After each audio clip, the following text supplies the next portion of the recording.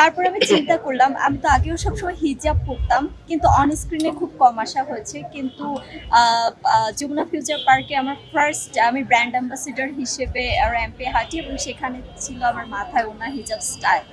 সেখান থেকে আমি ট্রাই করলাম যে আমার অডিয়েন্স আমার শালীনতাকে পছন্দ করেছে। কারণ আমাদের বাংলাদেশে দুটো জিনিসের দিকে খেয়াল রাখতে হবে, মানে হয় অডিয়েন্স অনেক বেশি বোল্ড লাইক করে, আর না হয় শালীনতা লাইক করে। তো অনেক বেশি বোল্ড হওয়া তো আমার পক্ষে আসলেই পসিবল না, কারণ আমি কখনোই বোল্ড হিসেবে নিজেকে প্রেজেন্ট করতে চাইনি। আমি চেয়েছি যতটুকুই কাজ করি শালীনতার মাঝে।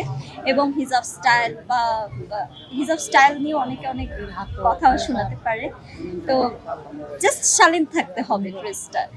তো সেই চিন্তা থেকে আসলে আমি আমার মতো এখন ড্রেস ক্যারি করার ট্রাই করছি। হয়তো অন্য ব্র্যান্ড হলেও ড্রেসের, বাট আমি যে মাথার উপরে যে হিজাব বলেন, ওড়না বলেন, যাই ক্যারি করি, এটা হচ্ছে আমার স্টাইলে করা হয়। এবং আমি সামনে চাই একজন শালীন অভিনেত্রী বা শালীন মডেল হিসেবে নিজেকে প্রেজেন্ট করতে।